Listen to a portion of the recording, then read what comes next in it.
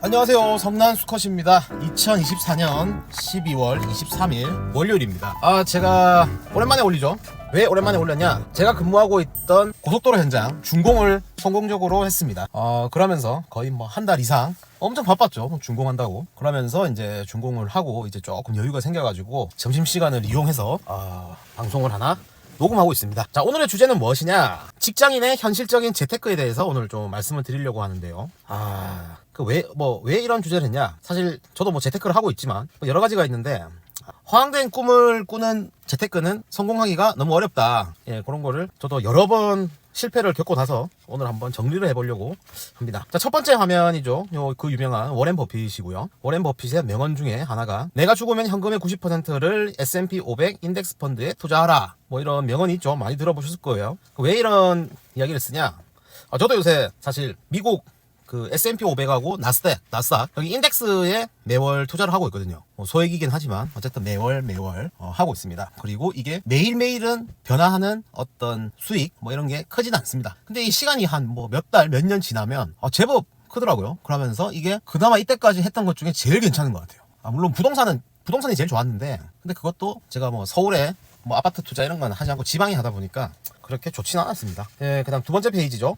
가구당 월 평균 소득 지출 표인데요. 24년 2분기 기준으로 우리 일단 평균이 496만원 정도 수입이 있고요. 지출은 381만원 정도의 지출이 평균으로, 그냥 우리 같은 사람들이죠, 이 정도 한다고 합니다. 그러면 이제 이 소득에서 지출을 빼면 한 115만원 정도 되는데, 이게 실질적인 어떤 투자나 저축이나 뭐 할 수 있는 여유 금액이 된다, 그죠? 그럼 이거 가지고 어떻게 해야 되는데, 쉽지가 않다, 그죠? 근데 그걸 하기 전에, 그러니까 이런 이야기를 하기 전에, 우선 저희가 어떤 투자나 뭐 이런 걸 하기 전에, 일단 아까 소득에서 지출을 뺀 나머지 금액을 좀 키우면 키울수록 투자할 수 있는 원금이 커지는 거지 않습니까? 그거를 좀 이렇게 그림으로 좀 표현을 좀 해봤는데요. 여기 보시면 소득 빼기 지출이 쉽게 이익이라고 말씀드릴게요. 이익인데, 이 이익을 가지고 어떤 투자 활동을 해야 된다, 그죠?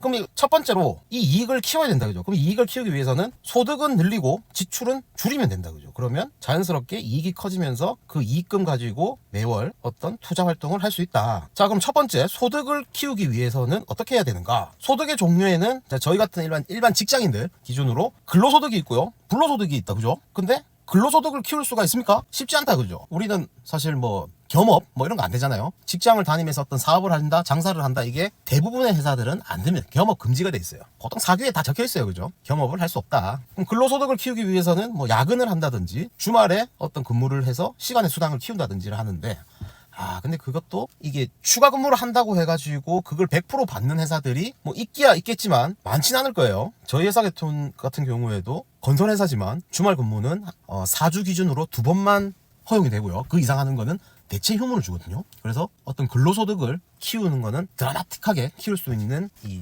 한계가 있다, 그죠? 그래서 좀 그건 어렵다. 그렇다면 불로소득을 키워야 되는데, 불로소득이 뭐죠? 말 그대로 근로 없이 벌어들이는 소득이다, 그죠?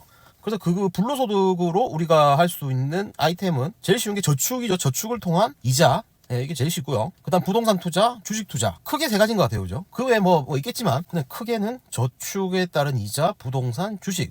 세 가지 아이템이고요. 그래서 여기서 저희가, 가장 저축은 뭔가 좀 성에 안 찬다, 그죠? 해보면 안 차요. 1년을 또 기다려야 되고, 1년 밑으로 하는 요새 그런 상품들이 있긴 있어요. 근데 이율이 좀 낮고, 그 다음에 K뱅크나 이런 데 보면 매일매일 이자 주는 그런 세이프박스 이런 것들이 있는데, 근데 이것도 좀 성이 안 차요, 사실. 성이 안 차서. 그럼 부동산을 해야 되는데, 부동산은 솔직히 좀 돈이 많이 들어가죠. 돈이 많이 들어가고, 요즘 같은 시기에 사면 오른다라는 확신이 좀 많이 없다, 그죠? 그래서 부동산도 요즘 같은 시기에는 좀 어렵다. 그리고 지금 서울을 제외한 나머지는 정말 죽쓰고 있잖아요. 그래서 이게 한번 잘못 들어갔다가 평생 물릴 수도 있다. 그런 게 있고요. 그래서 이제 결국은 우리는 주식으로 가야 되는데, 주식을 이제 할 때는 이게 원금이 들어가야 된다, 그죠? 대출이든 어쨌든 원금이 시드머니가 들어가야 그거에 대한 어떤 수익금이 발생을 한다. 그래서 이 원금을 키우기 위해서는 아까 설명드렸던 소득에서 지출 뺀 이익, 이게 원금으로 들어가는데, 이 원금을 키우면 키울수록 수익은 커진다. 물론 손실도 커진다, 그죠? 그런데 어쨌든 저희는 항상 긍정적으로 생각해야 되니까, 원금이 커질수록 수익률이 동일할 때는 수익금도 커진다. 뭐 이런 거를 생각해서 그래서 저희는 소득을 늘릴 수는 없으니 지출을 최대한 줄여서 이익금을 만들어서 그거를 활용하여 그거를 투자 원금으로 만들어서 수익을 내자. 뭐 그런 단순한 이야기였고요. 근데 이게 하다 보면 나중에는 이 불로소득이 커지면서 그죠? 매달 뭐 처음에는 뭐 몇천 원, 뭐 한 달에 뭐 500원 벌었어, 1000원 벌었어, 뭐 이렇게 할 거예요, 그죠? 첫 달에는 뭐 만 원 손실 봤어, 뭐 이렇게 하다가 이게 뭐 한 4년, 5년 계속 꾸준하게 하잖아요. 그러면 하루에 이제 몇십만 원씩 움직입니다. 하루에 뭐 50만 원 벌었어, 50만 원 잃었어. 이게 왔다 갔다 하거든요. 그럼 이게 뭐 10년, 20년 돼버리면 하루에 500만 원 벌었어, 500만 원 잃었어, 뭐 이런 식으로 갈 거예요. 그러면서 이게 우리의 그 진짜 인류의 가장 큰 발명품이라고 하죠. 복리의 마법. 자, 그게 굴리다 보면은 시간이 지나면 하루하루가 엄청 돈이 커지거든요. 이 감당이 안 될 정도로 왔다 갔다 할 수도 있을 거예요. 저희 같은 직장인들 하루에 막 1000만 원씩 왔다 갔다 하면 이거 사실 감당하기 쉽지 않거든요. 하루에 1000만 원 벌었어. 와, 이 감당 안 될 거예요. 하루에 1000만 원 잃었어. 정말 자살하고 싶을걸요, 진짜. 그 정도로 이제 시간이 지나면 정말 우리들의 눈 기준으로는 큰 손이 될 수 있다. 그래서 빨리 시작하십시오. 지금 이 저점이 고점이 이런 거 생각하면 안 됩니다. 우리는 그걸 알 수가 없어요. 오늘 뭐 나스닥을 뭐 2만 포인트를 찍었다. 이게 저점인지 고점인지 우리가 어떻게 합니까, 이게. 그죠?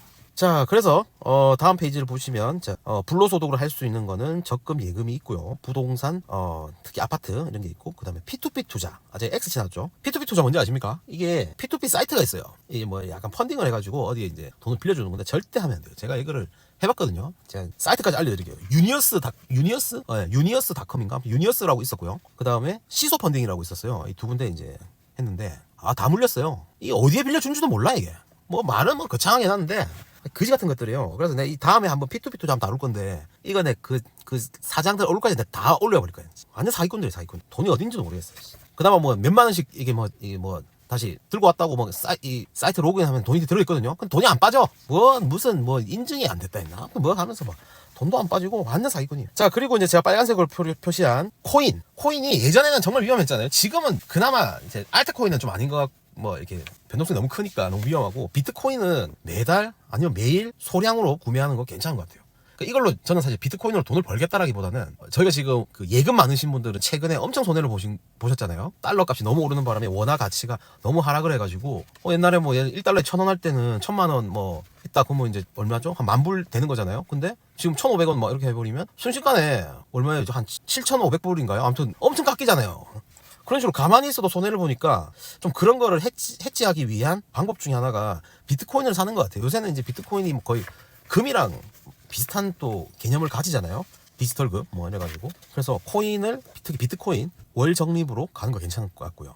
주식, 요것도 이제 개별 주식보다는 ETF.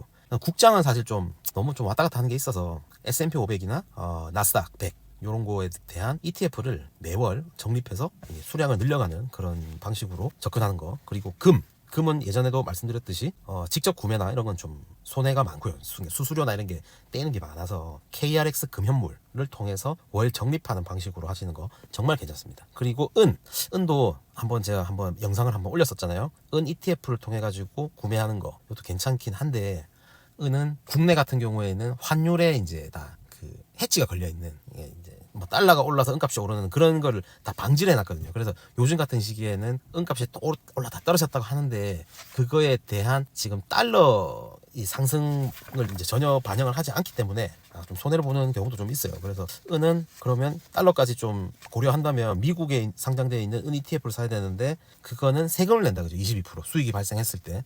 그래서 은 ETF는 뭐 여유 자금이 있다면 뭔가 좀 폭발적인 어떤 이제 확률은 낮지만 되기만 한다면 조금 많이 오를 수 있는 게 은이잖아요. 그래서 그렇게 뭐 보유하는 것도 괜찮은 것 같아요. 그리고 구리도 국내에 이제 구리 선물 상장되는 ETF가 있거든요. 근데 제가 좀 해봤는데 또 변동이 너무 심해요. 특히나 또 구리 같은 거는 저희가 진짜 알 수 없는 영역이기 때문에 예측도 안 돼요.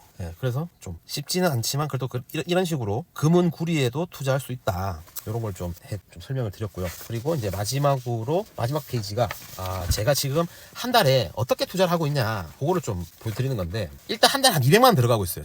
200만 원 들어가고 있는데, 일단은 비트코인 업비트에 매일 11시 30분에 이제 구매할 수 있도록 설정하는 게 있더라고요. 그 서비스가 있어요. 그래가지고 K뱅크 계좌에 뭐 한 돈 100만 원 정도 넣어놓고 그 다음에 이 서비스를 해놓으면 매일매일 만 원이 업비트 제 계좌로 넘어가면서 그 시간대에 그냥 사버려요. 만 원치만. 그래서 이제 월화수목 금토일 매일 사거든요. 그러면 한 달 30만 원 정도 되죠. 뭐 투자 원금이. 그리고 수익률이 지금 한 10% 정도 되는데 좀 왔다 갔다 해요. 네. 근데 이것도 사실 코인 한 방에 막 몇백 몇천 넣기 무섭잖아요. 그래서 요 정도 하루에 만 원, 그냥 담배 한 2갑 정도 원래 핀다라고 그냥 스스로에게 이제 생각을 하시고, 나 담배 끊었어. 그리고 그 돈으로 그냥 비트코인이나 살래. 이런 마인드로 잊어버리면서 그냥 사는 거죠. 그렇게 하고요. 그 다음 KRX 금연물, 거기에 매월 1g씩 지금 거의 한 5년째 사고 있어요. 지금 한 60몇 g 정도 모였는데, 조금 싸다 싶을 때는 막 2g씩 살 때도 있었어요. 예, 그렇게 해가지고, 이게 거의 제가 한 5만원대부터 샀는데, 현재 한 12만 3천원 오늘? 그 정도 하던데, 뭐 그렇게 이제 매월 투자를 하고 있고요. 그 다음에 연금 저축보험, 요거는 거의 한 4, 5년 됐다, 그죠? 됐는데, 이건 말 그대로 보험이에요, 보험. 그래서 이제 거의 10년 될 때까지는 손해였어요. 알지도 못하고 산 거예요, 그때. 이게 연말 장사 때 돈 돌려준다고 해가지고 샀는데, 이게 뭐 사업비 떼는 게 엄청나가지고 거의 10년 때 투자 원금 하면은 한 달에 34만 원이니까 1년에 400이거든요. 400씩 10년이니까 한 4천만 원? 투자 원금 4천만 원 될 때까지는 평가액이 4천만 원 미만이었다. 그 정도로 참 힘든 상품입니다. 제가 다시 돌아간다면 안 하겠죠. 안 하고 연금 저축 펀드를 하겠죠. 해가지고 그 안에서 ETF 상품, S&P 500이나 나스닥 100 이런 거만 주구장창 샀었을 거예요. 그럼 지금보다 제가 볼 때 한 수익률이 한 3배는 더 높았을 것 같아요. 자, 그렇고요. 이 지금 저 얼마냐 이게? 제가 투자 원금이 한 5천 넘은 것 같은데, 한 5천 정도 넘은 것 같고요. 그 다음에 한 1,000만 원 정도 이익이 난 것 같더라고요. 앞으로 한 5, 6년 더 넣어야 되는데, 더 넣고 그 다음에 한 10년 이상 놔둬야죠. 놔둬놓고 55세 이후에 매월 얼마씩 이렇게 수령하는 그런 상품입니다. 그리고 IRP 요것도 요새 연 900까지 공제가 되잖아요. 연말정산 때. 그래가지고 이 34만 원이랑 41만 원을 합치면 75만 원 곱하기 12개월 하면 딱 900 나올 거예요. 그것 때문에 딱 41만 원 넣는 거예요. 41만 원 넣고, 이거는 계좌 안에 뭐 거의 S&P 500이랑 나스닥 100이죠. 그리고 좀 한 번씩 이게 저도 흔들릴 때가 있거든요. 그럴 때 뭘 사냐, 막 중국 전기 자동차 뭐 ETF 뭐 이런 거 있어요. 그 다음에 뭐 이상한 것들이 좀 있어요. 그래도 좀 사놨는데, 최고의 수익률은 S&P 500이랑 나스닥 100.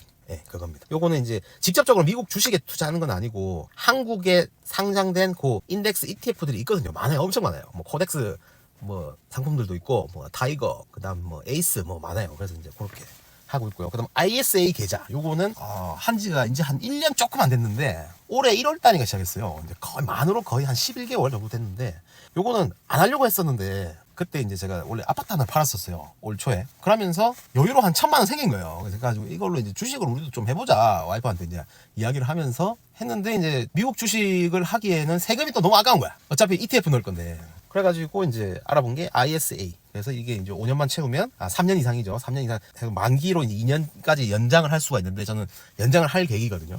해가지고 뭐 당장 찾아야 될 돈도 아니고, 그래서 이제 이게 만기가 되면은 어쨌든 얼마나 수익금의 200만 원까지인가 공제를 이제 비과세를 해주고, 그 초과 수익에 대해서는 9.9% 분리과세를 한다고 알고 있거든요. 그렇게 되면 미국 주식이 22%대 있는데, 이거는 이제 9.9%대이니까 좀 낫다, 그죠? 근데 이제 또 다르게 생각할 게, 이게 5년간 했잖아요. 5년간 해가지고 200만 원 공제받고 9.9%인데, 만약에 미국 주식을 했으면 매년 250이잖아요. 그러면 수익금을 250만 원씩 매년 이제 만드는 거예요. 만들고 재투자 이런 식으로 했으면 오히려 그게 5년 하면은 얼마냐? 500, 1000, 1500, 1250만 원 정도 이제 공제를 받고, 그 이상분에 대해서 세금을 22% 내면, 그거랑 ISA 5년 해가지고 200 빼고 나머지 9.9%, 그 이걸 한번 비교는 해봐야 될 것 같긴 한데, 그래 보면 미국 주식 직접 투자하는 게 맞는 것 같기도 하고요. 잘 모르겠습니다. 어쨌든 그렇게 하고 있고요. 그게 30만 원. 그 다음에 미국 주식에 직접 와이프 몰래 하고 있는 게 있습니다. 매달 50만 원 해가지고, 이것도 그냥 SPLG라고, 스파이는 좀 비싸잖아요. 지금 600달러 넘은 걸로 알고 있는데, 한 주에. 그럼 거의 한 1,500원 한 대충 1,400원 1,500원 곱하면은 얼마죠? 오, 60만 원에 한 80몇만 원 되겠다, 그죠? 그러니까 이거를 한 주 사려고 80몇만 원을, 이 직장인들, 남편들이 한 달에 그런 비상금을 만들 수가 없어요. 그거 어떻게 만들어요, 그죠? 집에 다 갖다 줘야 되는데, 애들 막 학원도 다녀야 되고 하는데. 그래서 어쨌든 만들어가지고, 그래도 50 정도는 다 만들 수 있거든요, 그죠? 출장비 좀 땡기고, 뭐 이상한 수당 나오면 좀 땡기고, 뭐 해가지고, 그죠? 해서 한 달에 한 50만 원 만들어서, 그럼 이걸로 이제 골프 치러 놀 거냐? 아니면 미국 주식이라도 좀 살 거냐? 우리는 좀 미래를 좀 생각해서 골프 좀 줄이고, 이런 거 사는 거죠. 그래 했더니, 저도 이번 만들면 놀랐어요. 제가 한 달에 200만 원을 이렇게 투자를 하고 있더라고요. 좀 놀랬습니다. 하다 보니까 엄청 늘었어요. 10년 전만 하더라도 이거에 반의 반도 투자를 안 했죠. 반의 반이면 50이잖아요. 사실 그때는 연금저축보험 34만 이게 끝이었어요. 제가 사회생활 처음 시작할 때. 그리고 이제 결혼하고 나서 진짜 애 나오고 하니까 뭐 육아용품 사고 뭐 이렇게 하니까 한 달에 저금도 안 돼. 그래서 한번 연금저축보험 한 달 밀린 적이 있어요. 바로 그 삼성화재였는데 전화 와가지고 한 번만 더 밀리면 다 잘라버리겠다고요. 죄송합니다 하고 이제 어쩌지 해가지고 한번 그 다음 달에 68만 원 이렇게 넣었는데, 여튼 근데 이제 나이가 40이 넘고 하니까 좀 여유가 생긴다, 그죠? 확실히 좀 여유가 생겼어요, 예전에 비해서는. 그래서 한 달에 200 정도는 이게 투자를 할 수 있는 여유가 생겼다. 결론은 뭐죠? 근로소득. 이 근로소득이, 직장인들이 근로소득이 일단 베이스가 깔려야 되네요. 제 것만 보더라도 이 200만 원 어떻게 만들겠어요? 이 월급에서 나온 거지. 그래서 200만 원을 만들고 이걸 가지고 이렇게 전 투자를 하고 있다. 그래서 여러분들도 시작이 반입니다. 진짜 시작이 반입니다. 한 달에 뭐 단돈 뭐 10,000원이라도 제가 지금 사용하고 있는 계좌들 있잖아요.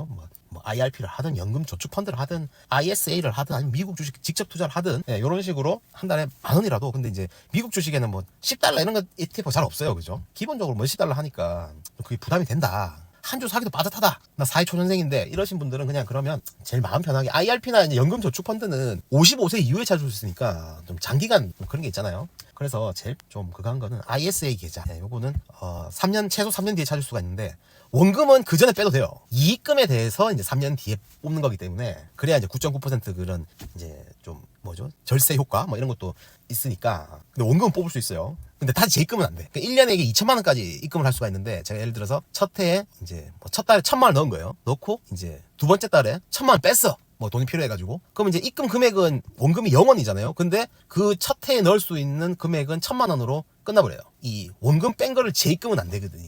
그래서 제일 좀 만만한 건 ISA 계좌죠. ISA 계좌 가지고 그 뭐 이렇게 코덱스나 타이거에 나오는 그 S&P 500이나 나스닥 100 이런 거 보통 제가 진짜 한 1, 2년 전만 하더라도 다 만원대였거든요. 요새는 다 올라가지고 다 2만원대예요. 그래서 한 주 사는데 한 2만 원 정도 드니까 뭐 S&P 500 뭐 한 주, 나스닥 한 주 뭐 한 달에 5만 원 정도, 4만 몇천 들 거예요. 뭐 이런 식으로 진행하시다 보면 어느 순간 하루에 이제 뭐 몇백 원씩 움직이다가 몇 년 지나시면 하루에 뭐 몇만 원, 몇십만 원씩 움직이실 거니까 그렇게 차근차근히 진행하시면 될 것 같습니다. 자, 그리고 이제 우리 현장의 젊은 직원들 그럼 저한테 그래요. 차장님, 이 재테크를 어떻게 해야 될지 모르겠다. 추천하는 뭐 있습니까? 이러면 이제 제가 항상 하는 이야기가, 자, 네가 이제 월급을 받으면 이제 필요한 곳에 쓰고 남는 돈에 대해서 저는 딱 이렇게 이야기하거든요. 자, 남는 금액이 얼마인지는 모르겠지만 25%는 비트코인을 사라. 그리고 25%는 S&P 500을 사라. 그리고 25%는 나스닥을 사라. 그리고 25%는 금을 사라. 이렇게 하거든요. 네 가지를 다 금액에 상관없이 그냥 네 돈에 맞춰가지고 그냥 딱딱딱딱 매달 사라. 그리고 사자마자 떨어질 수도 있다. 그런데 시간이 지나고 계속 지나다 보면 네가 샀던 그 금액이 저점이 돼 있을 거다. 뭐 이런 이야기를 좀 하는데 그렇더라고요. 오늘은 여기까지고요. 그래서 다들 좀 재테크 성공하셔가지고 부자는 아니지만 그래도 노후에 부끄럽지 않은, 어디 가서 돈 빌려야 되는 그런 거 안 만들고 그냥 내 돈 가지고 국밥 한 그릇 그냥 딱 사 먹을 수 있는, 그렇죠? 누구한테 국밥 사달라 이러면 좀 그렇잖아요. 나이 60 넘어가지고. 그래서 어디 친구 만나서 국밥은 내가 살게, 뭐 요 정도만 할 수 있어도 행복한 삶이라고 생각합니다. 자, 오늘은 여기까지였고요. 12월 23일 2024년 12월 23일 성난수컷의 제 채널 이름이 뭐죠? 오랜만에 하니까 제 채널 이름도 모르겠네. 어쨌든 성난수컷이었습니다. 감사합니다.